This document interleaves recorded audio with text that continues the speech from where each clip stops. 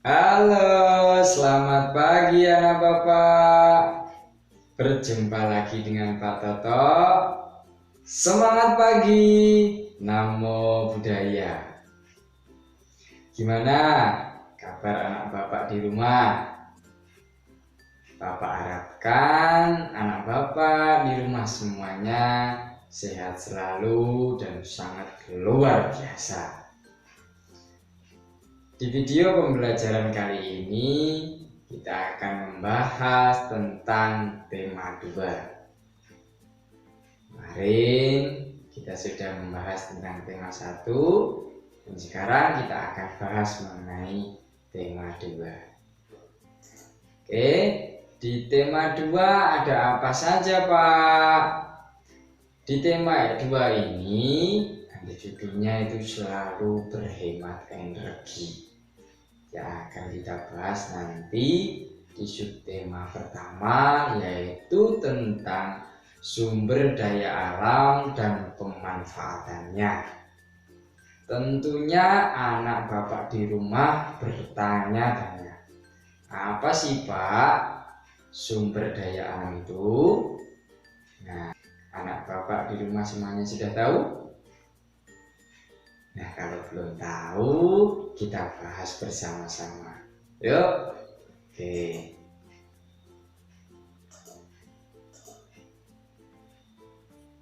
Apa itu sumber daya alam? Ya. Sumber daya alam adalah segala sesuatu atau kekayaan alam yang dapat dimanfaatkan oleh manusia,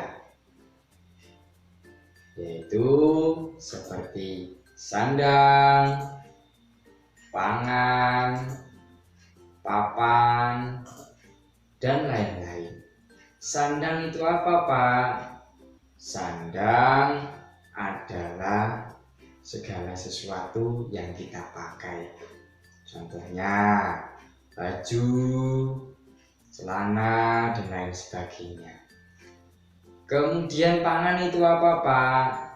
Pangan itu adalah yang kita makan sehari-hari, seperti nasi, kemudian lauk, dan lain sebagainya.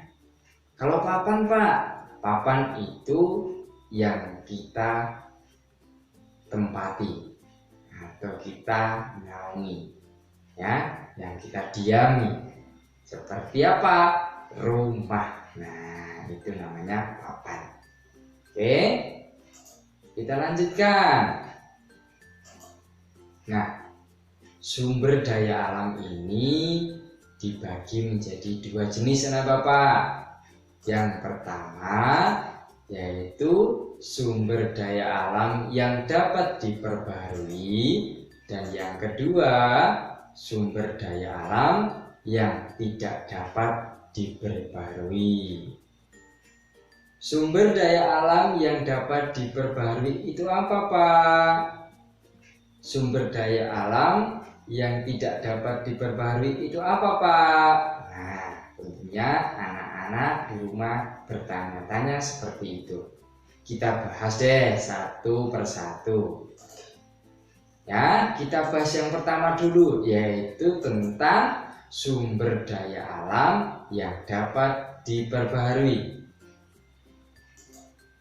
yaitu sumber daya alam yang ada terus-menerus dan cepat pulih kembali. Sumber daya alam yang dapat diperbarui ini dibagi menjadi 2 macam anak Bapak. Yang pertama yaitu sumber daya alam hayati, dan yang kedua adalah sumber daya alam non hayati. Nah, sumber daya alam hayati ini merupakan sumber daya alam yang berupa makhluk hidup seperti tumbuhan dan hewan. Tumbuhan ini juga dimanfaatkan oleh manusia. Dimanfaatkan kalau kayu sebagai rumah, membuat kursi, membuat meja, dan lain sebagainya. Oke, di Pulau Sumatera contohnya, Pulau ini merupakan pulau yang memiliki perkebunan terluas di Indonesia yang memanfaatkan kelapa sawit. Nah, tentunya anak Bapak sudah tidak asing lagi karena di Sumatera ini adalah memang besar sekali ya perkebunan yang memanfaatkan kelapa sawit. Nah, gunanya untuk apa? Yaitu untuk minyak goreng. Kemudian Makassar ini juga terkenal sebagai daerah penghasil kakao. Apa itu kakao, Pak? Kakao ini merupakan bahan baku pembuat coklat. Nah, Makassar ini adalah penghasil kakao, anak Bapak. Nah, yaitu tentang bahan baku pembuat coklat terbesar di Asia. Nah, ada lagi Kediri. Kediri ini merupakan salah satu kota penghasil kapas terbesar di Indonesia, yaitu di bidang pertanian. Nah, jadinya tumbuhan ini dapat dimanfaatkan oleh manusia sebagai kebutuhan hidup sehari-hari. Ya, kalau hewan contohnya apa, Pak? Hewan kita contohkan sapi. Nah, sapi digunakan sebagai bahan peternak. Ya, kita peternak sapi, kita manfaatkan dagingnya untuk lauk pauk. Ikan juga sama. Kita manfaatkan sebagai lauk pauk kita untuk makan sehari-hari. Ya, kita lanjutkan, yaitu tentang sumber daya alam non hayati. Sumber daya alam non hayati adalah sumber daya alam yang berupa benda mati. Contohnya matahari, air, tanah, dan udara. Kalau tidak ada matahari, tentunya tidak ada kehidupan di bumi. Nah, pokoknya manusia di bumi ini memanfaatkan sumber daya alam non hayati ini. Ya, itu tentang matahari. Itu ya, tentang tadi matahari, air, tanah, dan udara. Tentunya kita sebagai manusia pastinya membutuhkan yang namanya matahari. Loh, kok iya, Pak? Iya, sebagai penerangan. Coba kalau anak Bapak di sini nggak ada matahari, mana bisa melihat? Karena gelap, ya kan? Nah, gelap. Nah, tujuannya matahari ini adalah untuk menerangi bumi. Nah, air juga sama. Coba bayangkan, kalau di dunia ini tidak ada air, gimana kita bisa minum? Nah, kan? Tanah juga sama. Kalau nggak ada tanah, rumah-rumah nggak bisa berdiri. Anak Bapak mau tinggal di mana? Ya kan? Nah, udara juga sama. Nah, kalau nggak ada udara, kita nggak bisa bernafas. Dari mana kita bernafas kalau tidak ada udara? Hampa udara coba. Nah, itulah tujuannya. Nah, sumber daya alam hayati ini dan sumber daya alam non hayati ini tentunya harus kita lestarikan. Kalau kita tidak lestarikan, contohnya dalam tadi contoh tumbuhan, kalau tumbuhannya sering ditebangi, terus ada penebangan liar dan segala macam lainnya, tumbuhan juga sama, kita tidak dilindungi, tidak melindungi hewan. Tentunya anak Bapak di rumah tidak bisa memanfaatkan hewan itu semaksimal mungkin karena ada orang-orang tertentu yang tidak bertanggung jawab supaya hewan-hewan itu cepat punah. Jadi kita harus melestarikan sumber daya alam hayati ini dan sumber daya alam non hayati ini karena kita sebagai manusia tentunya membutuhkan itu, yaitu seperti tumbuhan, hewan, matahari, air, tanah, dan udara. Ya, tentunya harus kita jaga supaya tetap kita bisa memanfaatkannya. Itu ya. Oke, penjelasan sumber daya alam yang dapat diperbarui ini seperti ini. Tentunya anak Bapak di rumah saya harapkan bisa paham, ya. Oke, kita lanjutkan, yaitu tentang sumber daya alam yang tidak dapat diperbaharui. Apa itu? Yaitu sumber daya alam yang dapat habis dan proses pembentukannya memerlukan waktu yang cukup lama. Di sumber daya alam yang tidak dapat diperbaharui ini dibagi menjadi 3 macam, anak bapak. Yang pertama yaitu energi, yang kedua mineral logam, yang ketiga adalah mineral non logam. Contohnya apa pak? Ya, kita contohkan satu persatu. Yang energi dulu kita contohkan. Energi contohnya yaitu minyak bumi, kemudian batu bara, dan satu lagi gas alam. Nah, batu bara ini di Samarinda anak bapak adalah penghasil batu bara.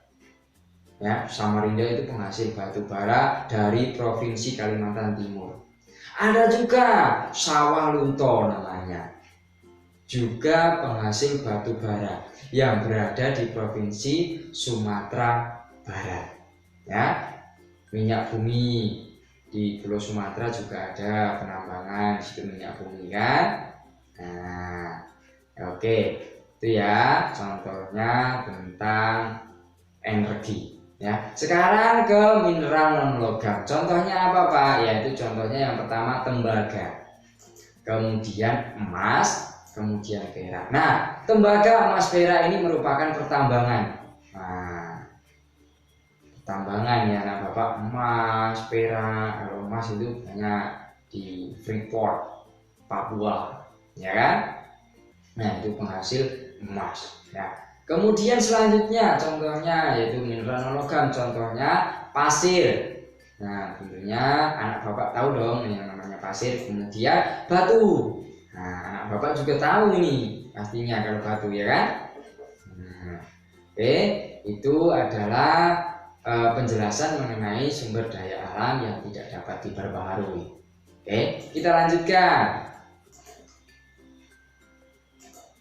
Nah, sebagai negara kepulauan terbesar di dunia, Indonesia memiliki garis pantai yang panjang. Indonesia juga merupakan pemilik hutan hujan tropis terbesar kedua di dunia. Sehingga Indonesia ini dijuluki sebagai paru-paru dunia.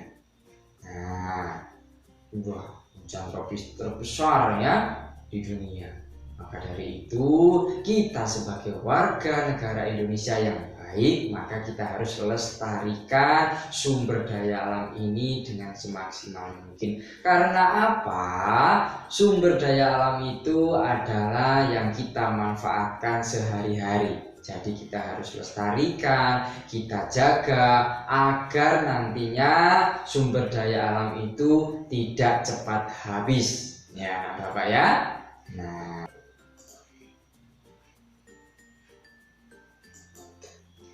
oke, mungkin itu saja yang bisa Bapak sampaikan untuk anak Bapak di rumah, yaitu tentang sumber daya alam. Jadi, ada apa aja tentang sumber daya alam? Yang pertama, yaitu sumber daya alam yang dapat diperbaharui dan sumber daya alam yang tidak dapat diperbaharui. Sumber daya alam yang dapat diperbaharui tadi ada 2 macam. Yang pertama ada sumber daya alam hayati, yang kedua ada sumber daya alam non hayati. Kemudian kalau sumber daya alam yang tidak dapat diperbaharui tadi ada 3. Yang pertama energi, kemudian yang kedua mineral logam, dan yang ketiga adalah mineral non logam. Semoga penjelasan Bapak di video pembelajaran kali ini anak Bapak di rumah bisa mengerti dan bisa pahami dengan baik dan benar. Yang nantinya kalau Bapak memberikan soal, anak Bapak di rumah bisa menjawab dengan benar dan tepat. Ya, itu saja. Semoga dapat bermanfaat. Terima kasih. Semangat pagi. Namo